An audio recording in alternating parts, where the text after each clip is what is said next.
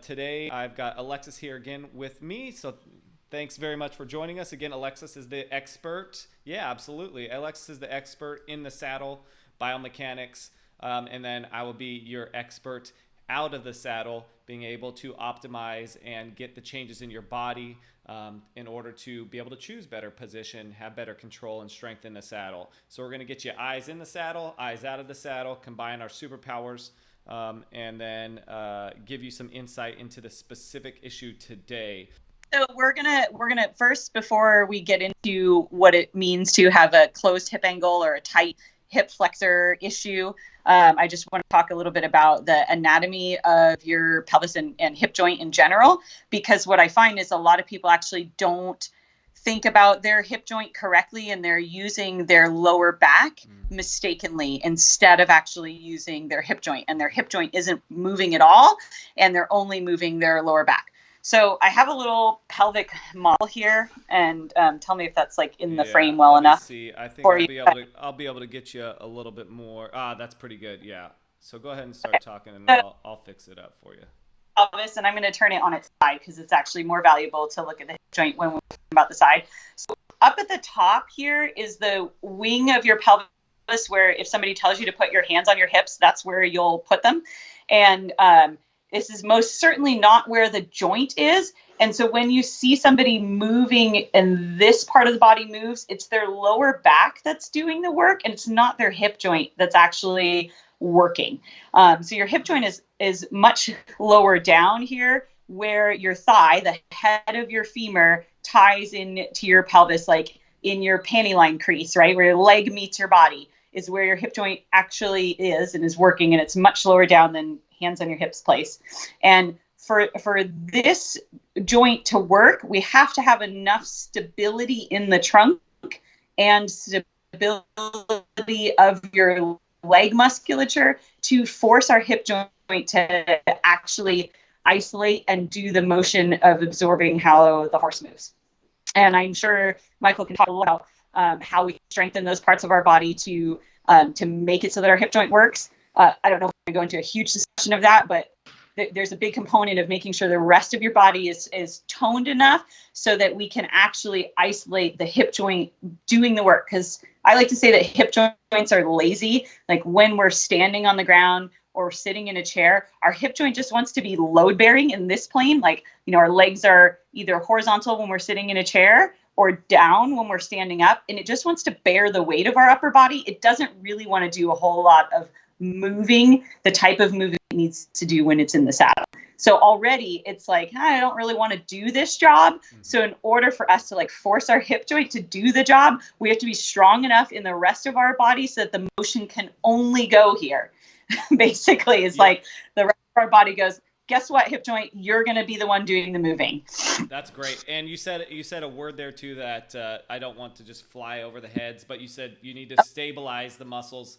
You need to have stability or stabilize the muscles in and around the spine and pelvis, so that way we can just get hip movement. And for those of you that have probably, we've all probably heard the word stability, stabilize, but what that means is, can the muscles in our body have control and keep still of certain parts of our body? So the muscles do two things. They either move bones and joints. Actually, they move joints and the bones move along with it. And then they can keep still bones and joints. Both of those, you need strength and the ability to control and contract muscles to either hold or move. So when we talk about stabilizing stuff in your spine and pelvis, that means, can our muscles, be in control and keep certain things still? And then at the opposite end, can we have control in that hip motion and the muscles moving? So I always talk about this orchestration, and that's what it is. You think of an orchestra, everybody's got to be able to do their part. And when a solo happens, what happens is everybody quiets down while that one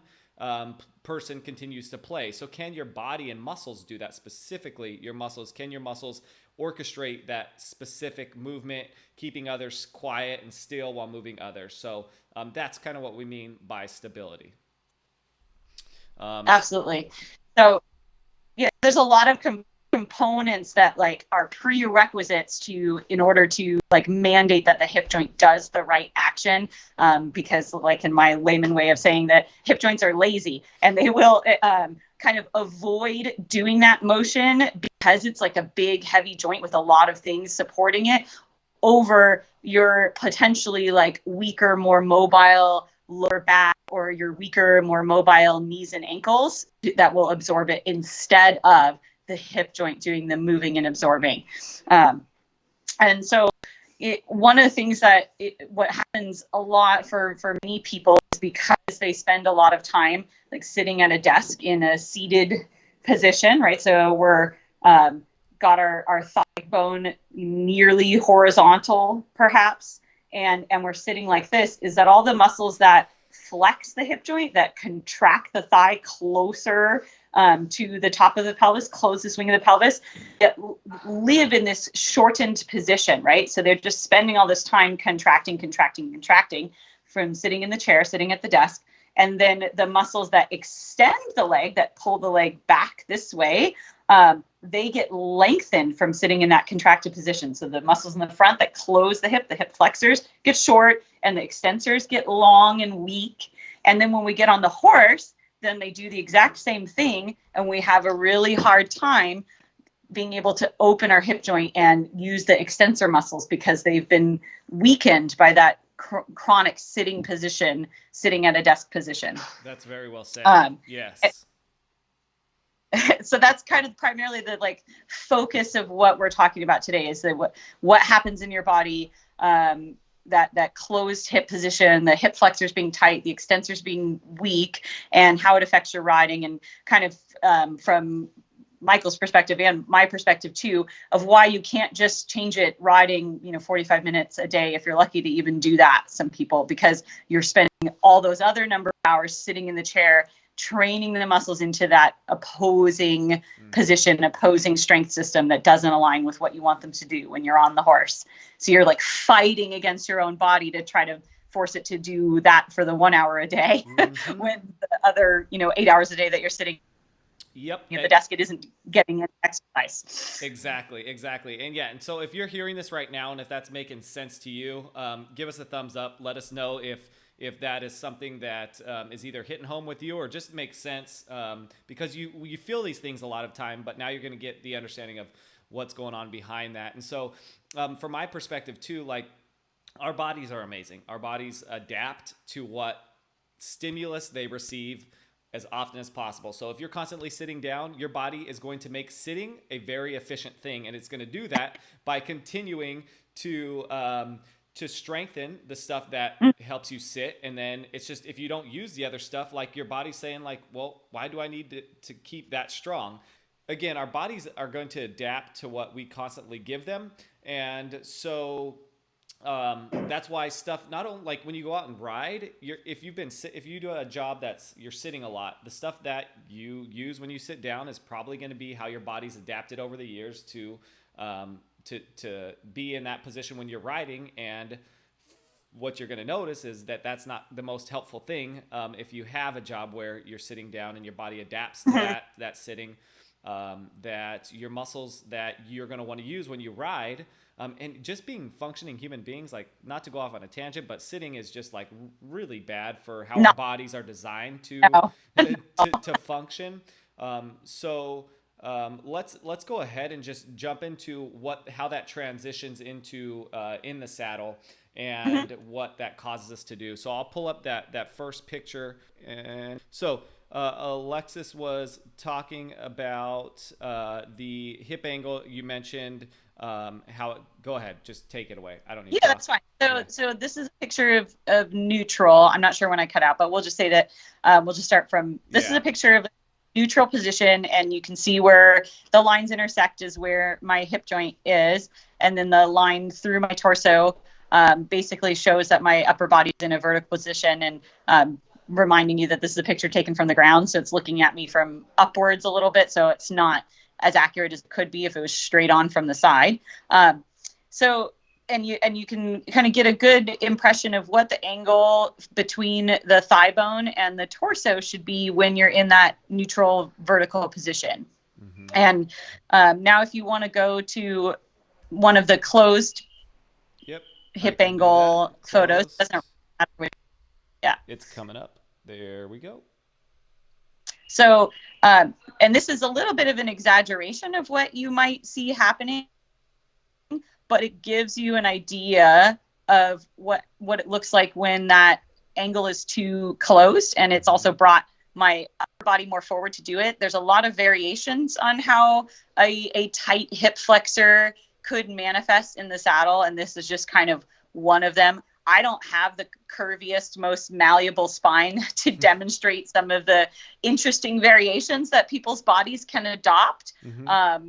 Sometimes people can really close this angle and still be leaning back because they put a big hollow in their lower back and manage to also lean back while closing the angle there. And so that's just kind of an idea of what it looks like standing still. Michael, you could show that other variation if you want, just to absolutely put a little more visual. And there it is. Yeah, so this one, it's hard to tell, I think, a little bit because of my clothing, but this is a little bit more of a straight up and down version, but still the angle of my hip is too tight. And it's not going to allow me to start from basically like a mid flexion place in the hip joint. Like all of our joints when we're riding, we want to have them at their like middle position basically, so that you have the ability to either flex more or extend more to absorb the horse's motion or apply aids. Like if we max out a joint's range of motion, either by having it totally closed or totally open, then we have no availability to absorb the forces of the horse in the other planes, in the other direction. You can kind of think of that like a hinge working.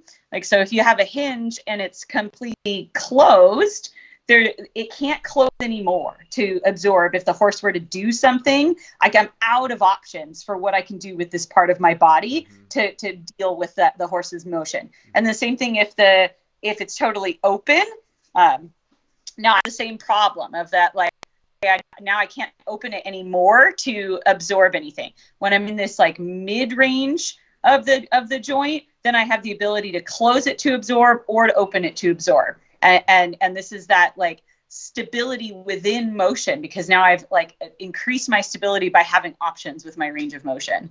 And maybe Mike have something to contribute to that line. Yeah. I was just trying to think of like, so I was just making it, giving an example of like a joint in your body, because that's every joint in the body has two end ranges. So I can use my wrist for this example because that's as much as I'm going to get in the picture. So my wrist can do a lot of things, but in one plane of motion, it can flex, which is this way, and then it can extend, which is this way, right? So this is the end of my motion here, and this is the end of my motion here. And so middle would probably be somewhere right in there. Well, if your hip can do the same thing, and like Alexis was saying, if you're not starting in a middle position, in this middle position, I can go like 90 degrees almost this way, not quite, and then I can maybe go about 90 degrees this way. So this would be my middle. But if you're not starting from a middle position, and let's say like you're starting, we'll do a more flexed position so we can say, if you're starting in a more flexed position when your hip is on the horse and you're needing more flexion, I don't have that much farther I can go. So this is the only amount of room I can play with in this position, versus if I'm here, I have options to come all the way here, and I have options to go all the way back. So with this hip being in that flex position, you're giving yourself, you've got this much room of play in flexion, or your hip going forward in space when you're on the horse. And so you're not giving yourself as much motion to move within that hip joint. We call that available range of motion. Okay, there you go. Yeah. So you and having the body in balance in terms of the hip joint and other things too. You're trying to maximize that available range of motion for your ability to match the forces that the horse puts on your body, and your ability to communicate with the horse how we want them to use the joints of their body. The horse develops the right balance and collectability through the flexion and extension of its limbs. And the way that we communicate to the horse about that is somewhat through emulation, like demonstration of how we want them to use their body. So Michael, I'm going to have you pull up those little in motion pictures. So this is just a picture of me riding in riding trot. Okay. And it's going to demonstrate what happens if we have that tight hip angle when we rise the trot. And it really, actually, it's my wonderful stallion, Gooey, was very quick to show how detrimental to his trot riding him like was. Would you like the neutral or the closed first? Let's go with one of the closed ones first. With one of the closed ones first. Okay, I'm pulling that up for us right now. Let's see. All right, that should be it. Right, just kidding, that's you. There we go. Okay, so this should be, that's neutral. I pulled up a closed ones, which is going to be closed. Bingo. Okay. Have at it. So close. Yeah. So there we go. Okay. So this is what happens when you're in the. And this is not the elegance of the trot that people want to take pictures of, but yeah. So this is the up moment of the up down of the rising trot, and this is what it would look like if I wasn't able to open my hip joint all of the way. So I've got that. Flexion pattern problem with my hip joint as an example in this picture, and that means when I'm getting to the top of the rise, I don't have the available range of motion to get my hip extensors opening the hip joint and bringing my pubic bone forward and bringing my upper body into vertical. And so what happens is this. Yeah, that's awesome. So I'm not able to match the amount of force that the horse's hind leg generates. And you can see in this picture that he's actually stepping pretty short with the hind leg that I'm rising with the one that's on the ground. And it doesn't really give us the impression of a lot of like power or enthusiasm on the part of the horse. And then if you'd switch to the neutral picture. Sure. Easier said than done, huh? Yeah, right. I know it's right behind there. It's just hiding. I know. Let's see. In motion neutral. Bingo. Yeah. And so there we go. So now this is what it looks like when you actually get to what I call the top of the rise, and my hip joint is now in its opened position. There's no closure in the hip joint here, and my upper body gets to vertical when I'm at the top. And what you can see is that now my horse's legs look much more parallel in their pairs, and his reach out to the rein is much better as a result of me being able to like maximize the force of the thrust of his hind leg and just make more demonstration to him what I want him to do with his body, which is go through that available range of motion and free his back up to thrust up in that moment of the trot.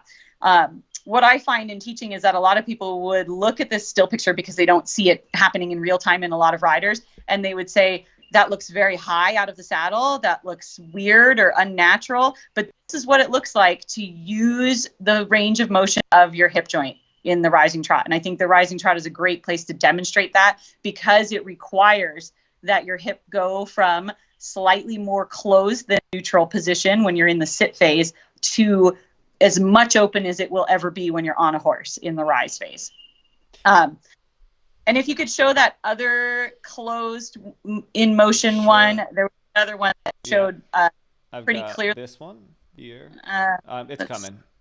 Okay, no, it's fine. Okay. I'm just trying to, because there was one. There's a good one. Yeah, it's the same one. There's another one. One? Okay, I got it. That's in the. Okay, I want one actually where you're up at the top. Okay. Yeah. Got it. Let's see. Is that it? Nope, that's the neutral. This one right here. Oh, there we go. Yeah. So this is another hip angle not open enough at the top. And what I thought was super interesting about this picture, oops. Are you going to be able to see both of them side to side? That's what I'm trying to do. Can you see both of them? About this is you can see that he's actually now trotting on one leg. Only one of his front legs is on the ground. So me rising the trot incorrectly like this has broken the diagonal of the trot, and he's now only has his left front leg on the ground instead of the diagonal pair, because it's caused him to want to go on the forehand and unload his hindquarters so severely that he now trots on one leg when I ride like that. So, and for dressage people out there, we know that we want the rhythm of the gaits to be maintained in its purity when we're riding the horse. That's like one of the primary tenets of dressage riding, is the purity of the gaits. And so just in the matter of like 30 seconds, I could make my horse have an impure trot by having my hip angle too contracted. So I think that's like a really prime example of why having your body do the right thing on the horse is so intrinsic to your effectiveness. Like, it's not just about looking a certain way on the horse. It's intrinsic to your ability to influence them. Got it. Yeah. Sorry. It's getting out of my control here. All right. So yeah, no, I don't have too much to add. The only thing that I have to add is like when looking at pictures, because sometimes like if I'm an untrained eye with anatomy, I can see like, what is she talking about, this hip angle? Because a lot of the times this hip ends up looking, the leg anyways, is where like my eyes and where people's eyes may naturally go and be like, well, the leg's in the same position.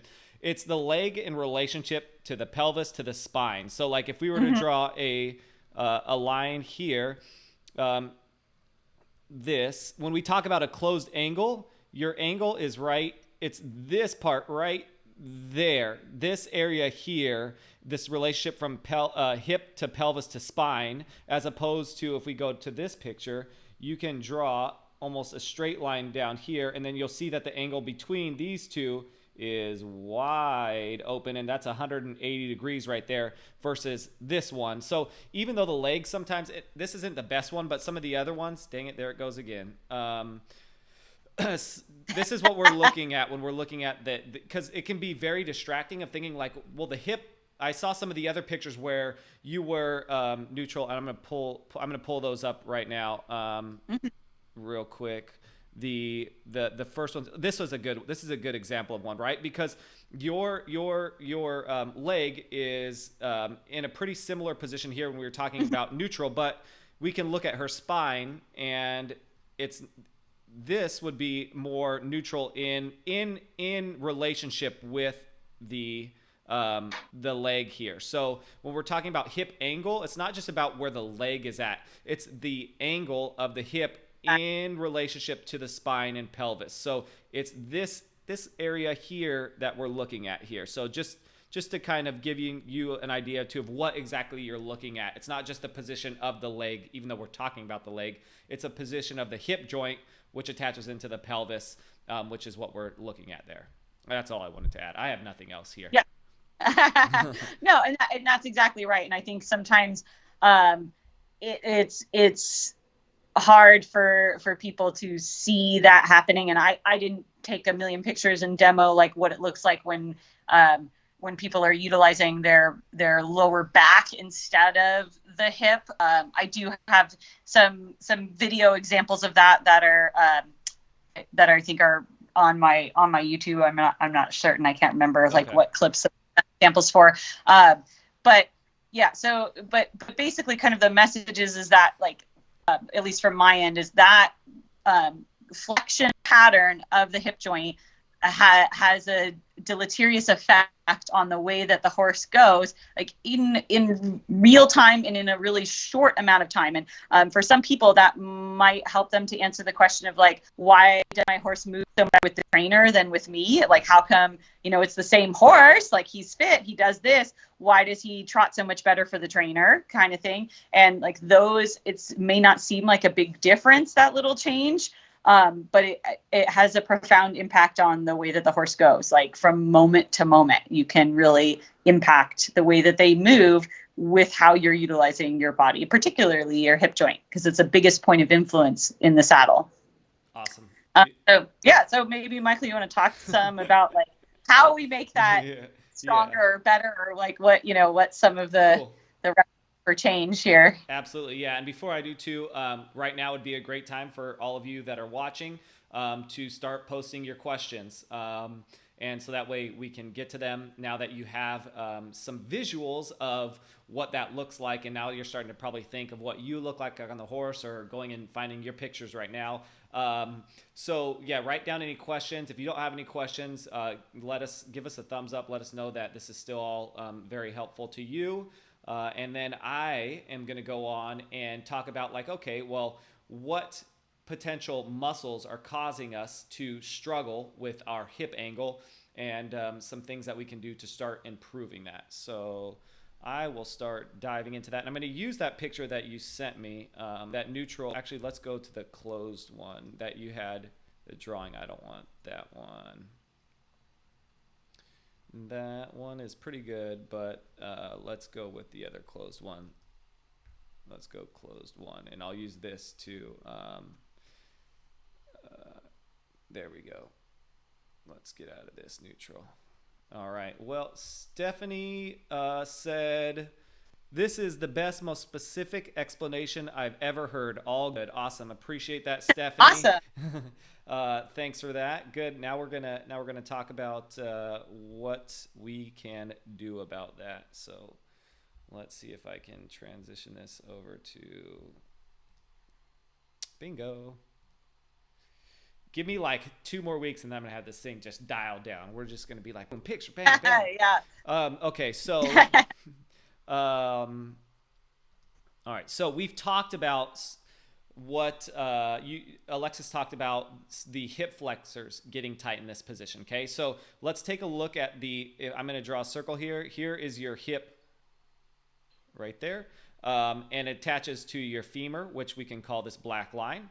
And then all this stuff above, which I'm going to make in a block form just to make it simple, is we're going to call this your pelvis. Okay, there's more to that, but just so you can start getting a visual of what's going on. And then we'll do, I'll draw her spine, because her spine's not coming out of her neck right there. It'll be something like that, right? So the hip flexor is the stuff that we called tight, because if the femur can move both this way and this way, and we look at where it's at in position, like if it can come all the way out to, let's say, I mean, in this position, most hips can go maybe about, to give you an idea, most hips can go a little past where the spine is, and then it can probably flex at about, we'll call it 90. So if this is like how far, when we talked about those endpoints before, if this is endpoint number 1 and this is endpoint number 2, and this black line is where she's at right now, you can see she doesn't have that much room left to go forward here, but she's got a lot more room. She can go back here. So the tight stuff are her hip flex. So, and when we say tight, I've got to like drive this home. Tight means most of the time that is your body's stronger position. It's choosing there to be there often because you've used it more often than the other stuff. And so when you feel like tightness, usually the tight or the shorter muscles are the ones that are going to be used more often than not. They're constantly contracting. When Alexis was talking about sitting down, your hip flexors are going to be contracting more than your hip extensors, and they're put into a short position. So what we need to start doing is we got to look at the body and say, okay, well, what can influence, first of all, our hip to get us out of that flex position? Because there's a lot of things that can influence our body, or our hip, but we're going to look first local, because there's things in our ankle, there's things in our spine, there's things connected to our pelvis as well, which is in the spine, that can influence this. But let's just look from just the hip. So if we've talked about the hip flexors, our hip extensors, which are going to be a lot of our glute stuff here, all these muscles that attach from the glute. Oh, I just moved your whole entire glute instead of drawing. They attach into here, and what they do is they extend our hip in this direction. So that is going to be stuff like your glutes. That's actually the majority of your hip extensors. Your glutes are your best hip extensors. And so that is an area of potential weakness for you. And so being able to start training and figuring out ways of like just going throughout your day of being like, okay, I need to get my hip in a more hip extended position, like standing up, like walking. I do specific training with my clients or people that come to my classes of how to strengthen glutes. But that's just like the first one that we can just kind of like agree upon. Like that is the area that's in the hip that can pull that hip out of the flex position. You on board there, Alexa? Oh, absolutely. And one of the things that I often like tell people when they're learning the correct rising trot mechanic, because this is usually the place where I start of getting people some access to their range of motion in their hip joint. And the rising trot trains you for sitting the trot and for cantering better. Is that they have to push like from their butt, like in order to get to the top of the rise. And like, you have to imagine that somebody's got their hands on your butt and they're like pushing you to climb a wall. Like you have to push from that part of your body. And most bodies I find typically want to instead like elongate their front and like basically like pull from an extension pattern of the trunk rather than push from the like glutes and hip extensors. Like instead people want to arch their back and like pull them instead of using the glutes and the like leg muscles to push you into that extension of the hip joint. Awesome. Yep. And so like if we're looking at actually I'm going to go to your actually this is a pretty good one. Let's see if I can just like delete all this stuff and draw so I can give a visual of what you're talking about. I think I'm just going to end up deleting you. Let's get out of this one. Let's go to the other one that we were using before. Let's go to this neutral position. Let's use this one. Not that one, but it's coming.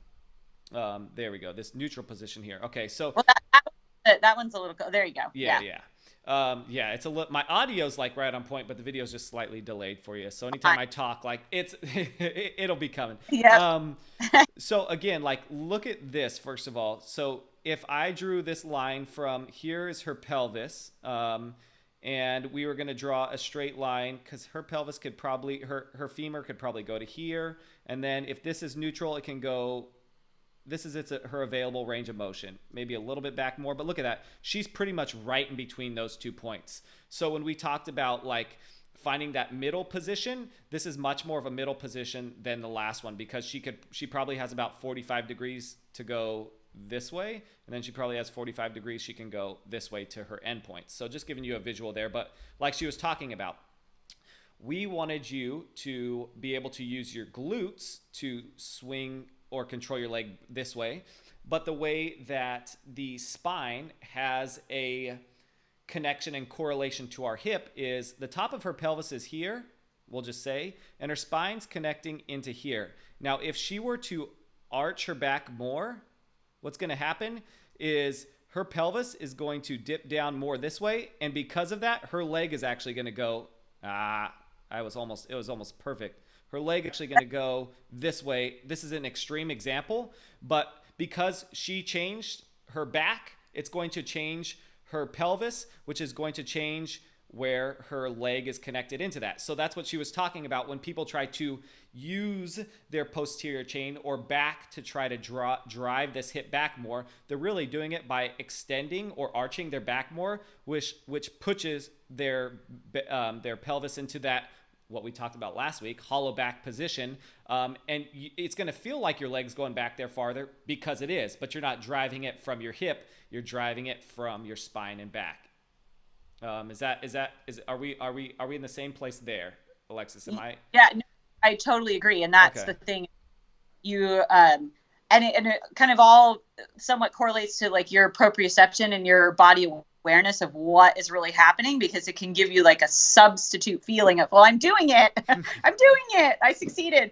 But you've kind of tricked your body into believing that it's doing it, but you haven't yet like orchestrated the muscles and isolated that hip joint doing the motion. Yeah. That's great. Yeah. And that's what I think about, has big, one of the biggest things of when I work with people and trainers is this, awareness of your body and what's going on, because you need to achieve positions, but you're just trying to get you're trying to create a picture with your body. And then when you are able to go into like, okay, now I understand every single color of this painting, then I can like actually create the painting in the correct way as opposed to just like, I got to get my body in this position. Well, what's going to get your body in that position? I'm going to, let's answer a few questions here. Let's see. Cheryl Ann says, if sitting causes contraction, would love exercise off the horse to help open those muscles. Yeah, so great. I talked about one, which is going to be your glutes. The other one, which we'll dive into in a minute, like the two that I always will start pairing together, is abdominal flexors and glutes. And I'll give an example, actually, why right now. Especially for those of you that sit down and have that hollow back issue. We talked about last time that, let's see if I can pull this up. That we're going to imagine that she's got this hollow back here. Okay, we're going to give you a hollow back right now. So her spine's pretty straight up and down, but I want you to imagine that her lower back has this curve to it, which would again cause her pelvis to come this way. So if we have this understanding that muscles, when they get shorter, they are being used more often and probably stronger. So here, her back muscles got shorter. If this was let's say this was 0.1 and this was 0.2 when it was neutral. Now her new point is here and potentially here where those muscles connect into her back and pelvis. So this just got a whole lot shorter between these 2 points and these 2 points, which means her abdominals on the flip side also got longer. So when your back is arched, that's going to cause this feeling of like your rib cage is to kind of open and your pelvis pushing down more. So now her abdominals have kind of what we'll use the term stretched out, because that's what it may feel like, but they're lengthened, which means they're probably getting weaker, because again, short muscles are going to get stronger. Muscles that are in shorter positions, ones that are in longer positions more often, are going to get weaker. So if we can draw and get her abdominals to do what they do really good, which is flex and bring, if you can imagine, bringing your sternum towards your pelvis, that is the flex position, that rounded position. What that's going to do is that's going to actually pull her pelvis out of this tipping forward position to a more neutral position, which then will in turn affect the hip not being all the way back here and bringing it down here more. Does that make sense?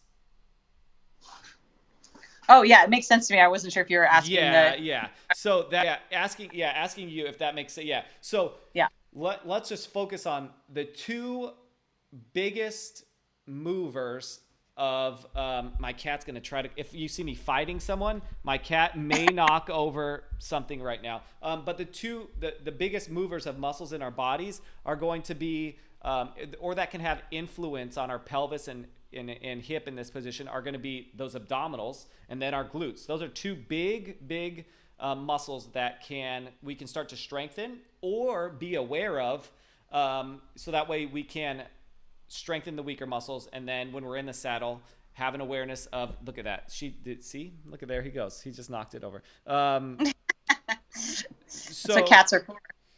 So while I'm battling my cat, is there anything you have that is awesome? So everybody, you look at this. This is the troublemaker right there. He's going away now. All right, he's decided to finish. Do you have anything to add to that? No, what I would add is that I think, unfortunately, like, the culture of riding has instilled this belief, and I think maybe more so in dressage than some of the other disciplines, that what we're supposed to do with our glutes, with our butts, and with our abdominals, with our like core muscles, is basically nothing, is to let them go, is to let them be as like loose and unengaged as possible. And so it causes this conscious or not, like resistance to using those part of our bodies. Mm-hmm. And I know personally from like growing up and learning dressage and stuff that like I can think of the million times that I was told to like relax your muscles, relax your butt, let your stomach flop around, like, and none of those things are actually true. And whether you take that information in consciously or not, I think it gets planted in there, and it starts to manifest itself in the way that you ride, of like, oh, I should be letting go. I should be trying to be floppy. I should be not using my muscles to Yeah. rise. Yeah. Yeah. I like to think about it as, and I'm not going to go into too much depth in it today, but just like why tightness happens in our body in the first place. A lot of the times, this tightness comes from what I'll call muscle dysfunction, or like in this hip flexor, hip extension example, like our hip flexors are being used all the time, so they're getting stronger, and then our hip extensors are getting weaker. So then when we are asked to use our hip extensors, our body starts saying like, whoa, I'm not sure if I trust these muscles that are so loose and I struggle to use them. Therefore, I'm going to tighten up to protect you from going into these positions, because my body's recognizing, hey, maybe I don't have that stability in this stuff I never use anymore over here. And so you can imagine, like, if you were to go step on an ice rink right now, the first thing your body's going to do is it is going to tighten up and tense. Like, you're going to have these small little movements because your body recognizes, I have no more stability under me. But if we threw on ice skates, your body would have less tension. And it doesn't mean that we're not using our muscles, because when you have ice skates on, you have to use your muscles like crazy still. But there's this feeling of like, I don't have this tension and tightness. Doesn't mean we're not using our muscles. It just means that, oh, now we've got the right tools under our feet. We've got the stability under our feet. And now I can move around more freely. But again, my muscles still have to be heavily used. They're just not in this tension thing to protect us. Mm-hmm. Yeah. Absolutely. Absolutely. Cool. So Eva asked a great question too. She said, I've been struggling with this forever. Having started my riding as a Western rider, I've found that shifting my weight off my butt and more down my leg has freed up my hip to flex better, but I'm not sure how to maintain that in motion. So interested in your recommendations. I'm going to shut off my mic and let you have at it. Well, I would say that Eva, I'm not sure how you say it, Yeah. you're on the right track in that, like, your weight bearing surface on the horse is definitely not your butt. It is like, if you're wearing full seat breeches, it's like everything of the patch of the full seat breeches. You're trying to sit on your horse like the panels of the saddle sit on your horse, like distributing your load over the horse's rib cage. And when you do that, it's going to enable you to have that better range of motion in the hip joint and while the horse is in motion. And the horse's motion is going to like help you to be the guide of how your hip joint needs to move. And that's why I think the rising trot is such a great place to learn and understand that, because now you don't have the problem of weight bearing. You're in the extension phase of your hip joint. You are out of the saddle. So you're teaching your hip joint to make that range of motion without having to load bear on the horse's back. And it can help you translate being able to go through that range of motion when you're doing things that actually do have your pelvis bearing weight on the horse's back instead. I mean, there would be a lot more that I could go into about how to do that, but maybe that gives you a little start point for what it would be like to be able to increase your pelvic range of motion on the horse. So I would say definitely start with rising the trot and like experiencing what it's like to actually utilize that range of motion, and continue to think of your load bearing as being part of your leg, not just your butt or your seat bones. Awesome. Again, that's why you're here. It's not my world. So I think this is going to be a pretty good place to stop today. Unless anybody has any other questions, feel free to write those questions down right now, so that way we can go ahead and answer you. But I will say, on my end, my call to action, you've got two places you can go from here. The first being, I gave you two types of movements that are going to help you: hip extension and trunk or spinal flexion. Write those down: hip extension, trunk or spinal flexion. Okay. And then it would be on your end to start doing some research, whether that's through like my resources or any resources on what are some exercises we can do. You can come to me and ask, and I'll try to direct you, because there's a lot of tomfoolery out there as far as like people that are giving you exercises. And then the second option is I work one-on-one with 2 to 3 clients a month. Me and Alexis are going to be doing this together soon as well. So it's going to be kind of fun to start exploring that journey and being able to see that. But it's very, very hard for me to prescribe exercise to people without understanding how their bodies move, what limitations they've had, past injuries, all of that stuff.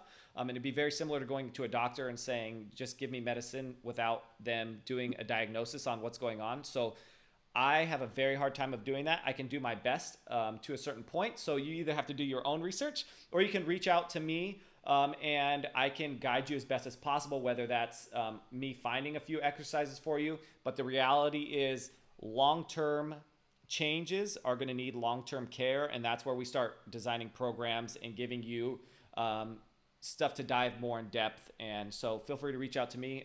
Yeah, I saw Eva up here. Eva, Alexis, is there anything on your end if people have more questions, how you may be able to help them?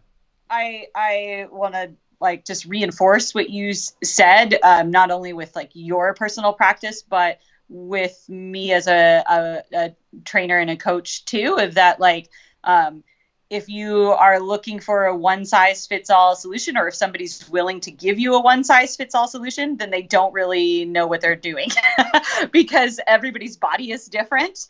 And you have to take an individual path from your individual starting point, not a generic path, because we're not all starting from the same place with our body's like default setting.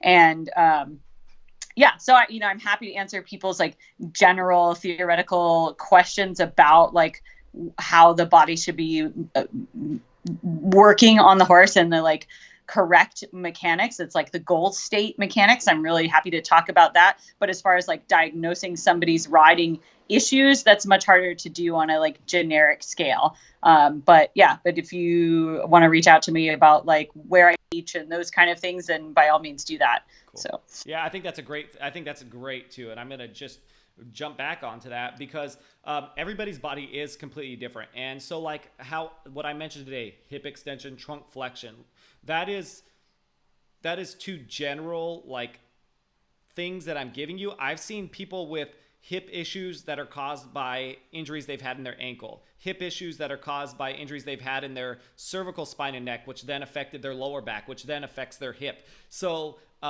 I would approach each one of those people differently. And so we just show up on a day, like you may notice I've got a closed hip angle.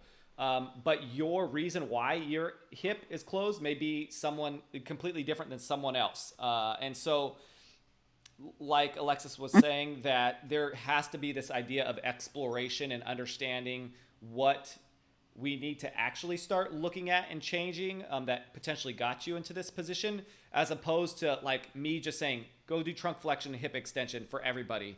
While it may give a lot of benefit to maybe 60 to 70% of the population out there, there's going to be more that needs to happen. So we're trying to give you some like, here's some actionables, but at the same time, the truth is each person is their own, and you've got to be able to do some exploration with whether it's me, whether it's Alexis, someone else who knows what they're talking about. Lou's got a great question specifically for you that I'm pulling up. It says, in terms of muscle engagement, how engaged should the pelvic floor be while riding? Well, that's like kind of a difficult thing to answer on terms of like a scale, because my level of engaged, I can't make a feeling for what like somebody else's level of engaged might be. I can say when I teach people, a lot of times to help me teach somebody better, I will have them like subscribe a numbering system to the amount of like force or intensity that they're using on something. And have them show me what the extremes look like. Like in terms of pelvic floor, I might have them demonstrate to me, like, what does it look like when you're doing nothing? What does it look like when you're like clenching everything you have for all it's worth? And we'll go, okay, this first thing is 0 and the other thing is a 5. And then we'll explore where you should be on that scale to best influence the horse and organize your body. But I don't know that I can give you a concrete, like, definition of what the right amount is. I would say the right amount is something, not a zero, but that really depends on your personal makeup and how much natural engagement of that musculature you might be having on board in the first place. Great. And I think that just goes back full circle back to what we were just talking about, the exploring, because what you may be, if you said how engaged are you and you said a 5, that's going to be different than someone else's 5. Exactly.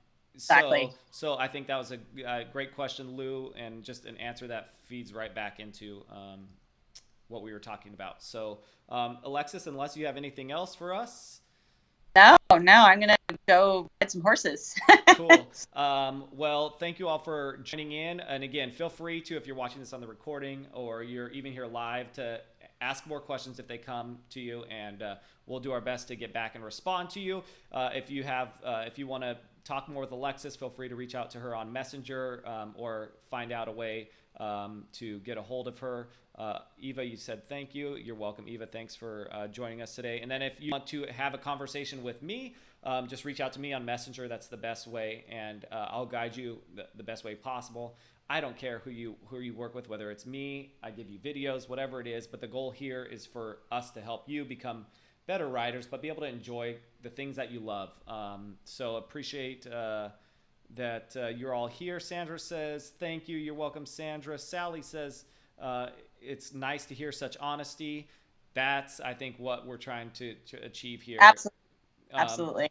With it's a battle of social media. You can use it to, I'm going to give you the 3 best exercises for, and yes, I will try to catch your attention sometimes with that, but then let's deliver the truth and bring that to you as well. So Cheryl Ann, you're welcome. June, you said thank you as well. Appreciate all of you. Yeah, we will see you either next week or the week after. So appreciate you all, and have a fantastic weekend. Thanks, Alexis. Thank you. Thank you so much for watching this video. If you want to continue to become the best rider you can be for as long as possible, make sure you subscribe to my channel. I'm going to continue to put out videos and allowing you to get the most out of your body so you can get the most out of your horse.